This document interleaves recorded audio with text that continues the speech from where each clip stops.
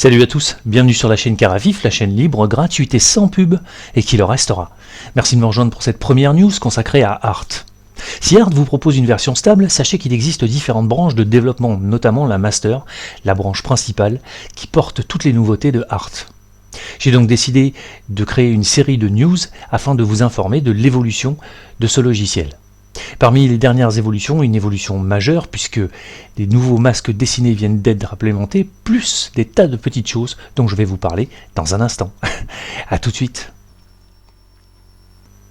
Sur le Bitbucket de Art, vous allez trouver sur une seule et unique plateforme tout ce dont vous avez besoin pour trouver des sources, compiler, trouver les dernières versions, des liens vers les tutos, de la documentation, du wiki, bref, tout ce dont vous avez besoin, y compris le lien vers les vidéos de la chaîne Caravif concernant le logiciel. Sur votre partie gauche, vous avez à votre disposition les sources, les commits, les différentes branches de développement qui sont en cours. Alberto Agrigio travaille notamment sur des outils de débruitage un petit peu plus poussés. On trouve par exemple des informations sur le pipeline, le wiki et bien entendu le signalement de bug qui vous permet, en cliquant ici et après avoir créé un compte sur Bitbucket, de venir signaler vos propres bugs, vos propres observations, proposer des solutions de traduction, etc. Enfin bref, participer à la vie du logiciel. Si je me rends par exemple sur le signalement de bug, je me rends compte que par exemple, j'ai créé le 15 février un bug, enfin un ticket de bug qui a été réglé dans la foulée à peine 2 jours plus tard. Vous remarquerez que nous en sommes à 27 bugs ou propositions en tout cas d'amélioration sur un logiciel comme celui-ci, c'est très peu, ce qui témoigne de la propreté du code. Petite observation, si je me rends sur le forum de Pixellus consacré à Art, je vois notre ami Jean-Luc qui fait part de ses observations sur l'outil de dessin que je vais vous montrer maintenant. Agrigio répond, prend en considération ses doléances ou en tout cas ses observations. Jean-Luc propose, tiens, ce serait bien qu'on incrémente un outil de dureté, un CTRL-Z pour revenir en arrière. Il dit, je vais pouvoir éventuellement créer un pinceau d'annulation, on en discute, on échange. Tout cela se fait sur une journée et clac, instantanément, notre petit Agrégio dit, je viens d'apporter quelques améliorations au masque de pinceau, il y a maintenant un bouton annulé, vous pouvez régler la dureté, etc., etc. Et tout le monde est content. Tout ceci s'est réalisé sur à peine une journée et ceci témoigne de la disponibilité d'Agrigio, de sa gentillesse, de sa spontanéité et surtout du fait qu'il ne dort probablement jamais.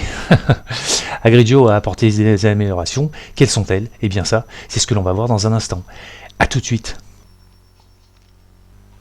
Grâce au talent d'Alberto Agrigio, à la participation active de la communauté Art et aussi, il faut bien le dire, à la pugnacité et au suivi de l'ami Jean-Luc du Mattermost rotherapyart.fr, nous avons à notre disposition maintenant un outil formidable qui vient se rajouter aux autres masques disponibles dans le traitement local.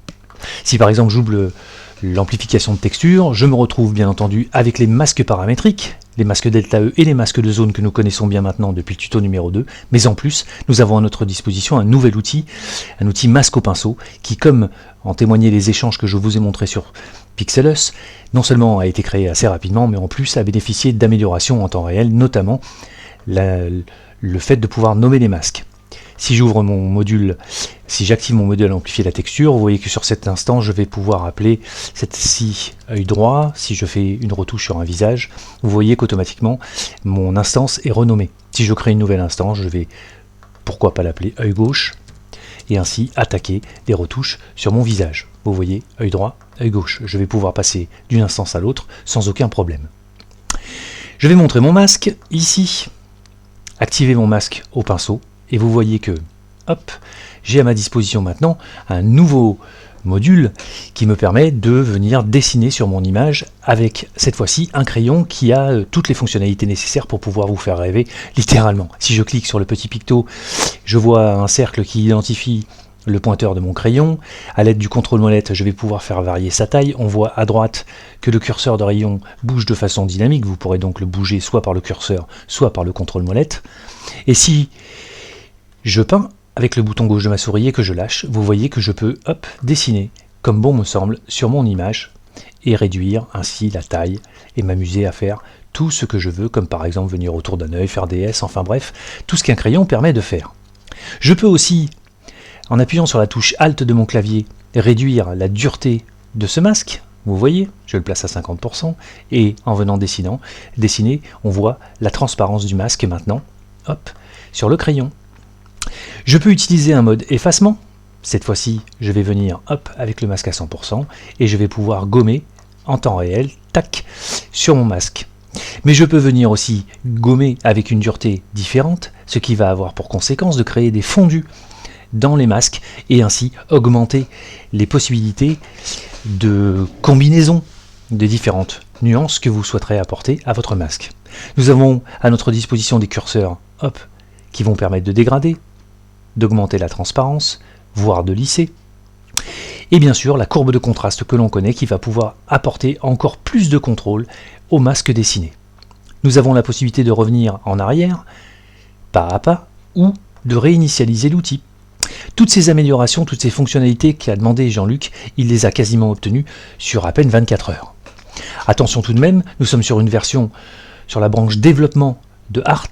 Ces évolutions ne seront disponibles que dans la prochaine version stable de Art qui devrait être la 1.2. Pour l'instant, je vous le montre à titre informatif, mais vous savez que sur la chaîne Carré Fif, tous les tutos sont proposés sur des versions stables afin de mettre tous les abonnés sur le même pied d'égalité dans leur apprentissage et ainsi éviter de croiser des démonstrations auxquelles tous n'auraient pas droit. Je vous tiendrai donc informé au travers de ces news des évolutions de Art, tout ceci pour vous dire d'avoir confiance en l'évolution et au talent du développeur de ce merveilleux logiciel. Je vous dis à très bientôt pour de nouvelles aventures sur la chaîne Carafif et je vous invite à partager ces vidéos afin qu'elles profitent au plus grand nombre. A bientôt, salut, bye bye.